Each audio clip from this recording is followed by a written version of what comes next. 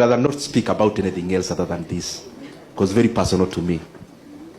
Now, Bwana Abdi, thank you very much. You are a good officer of government, so I'm not addressing you by the issue, so I'll try to be very respectful to you. The people in this hall, courtesy of education, are learned, so they can reason with you step by step. So you said a 90-page document to our principals. Then in the annexures, you put a gazette notice of 2015. My question is, one, what is that gazette notice supposed to serve? That's one. Secondly, can you show us the circular issued by the Minister of Education receding that?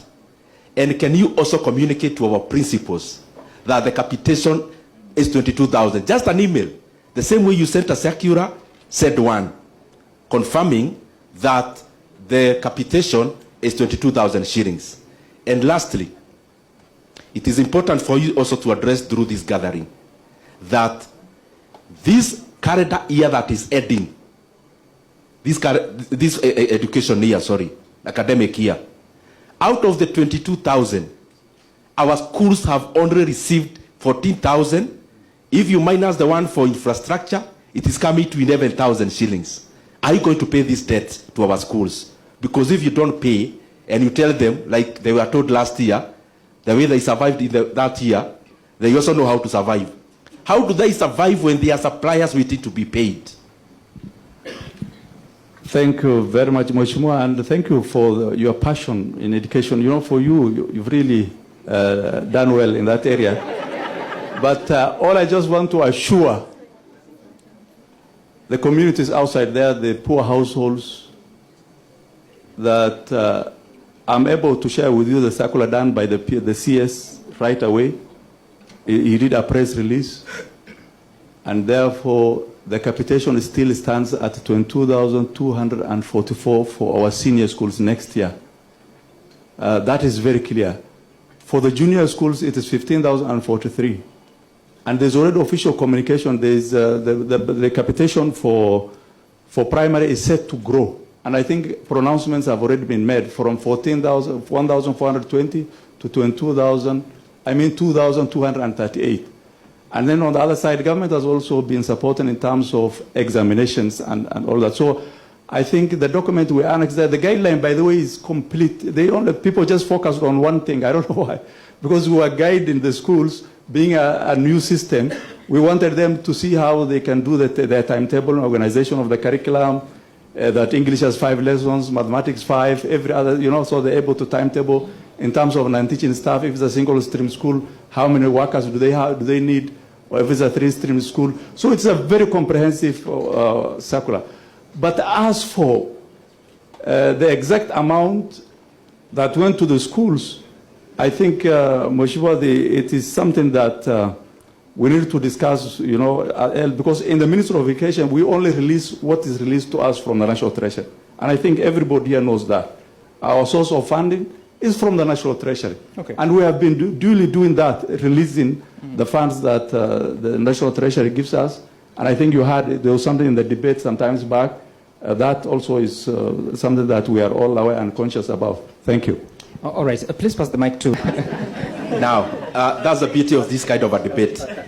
I just request, don't close that document. I just request you, just read the heading of that document, just the heading. The heading was on boarding fees. I think I'm done. I am talking about increasing day secondary school fees. Bwana Abdi, the reason why the government sent the circular of 2015 is so that they don't communicate their adding of fees. They act like they are reminding. Because there was no gazette notice of adding the 9,000. As I told you, this matter is very personal, and I've done a lot of research on it. As we talk, the principals of day secondary schools, when they do the fee structures in the system of government, Bwana Abdi, they are not able to do it without including the 9,374. So I request you, because I see the entire government is embarrassed for trying to add school fees in January. And they are trying to gauge the how Kenyans you react. Just go and tell the minister and even the higher authorities.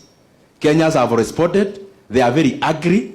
They need a clear guideline and a clear circular to our day scholars and unlock the system that the principals use to do fee structures, because it is, as it is now, the government has abdicated on 9,000, thereby increasing day secondary school fees by 100%. That is why you are actually referring to actually a wrong circular.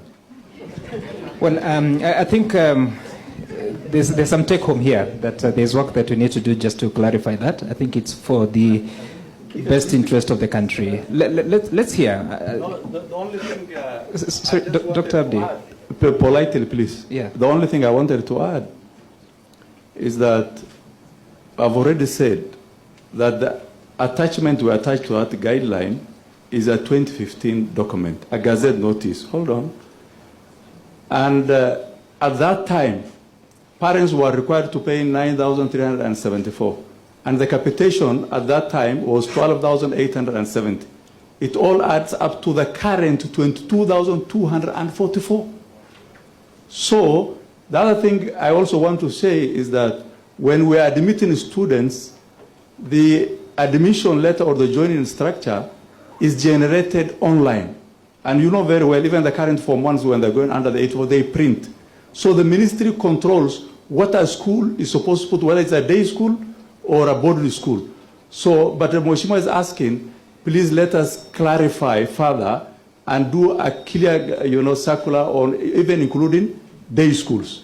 That we will do. But the position is this, that there is no increase in fees, whether it is day school, whether it is boarding school. That is the official position, please, so that we create hope in our masses, in our people, in our poor households. There's no increase, and that is the position. Asante sana. Thank you.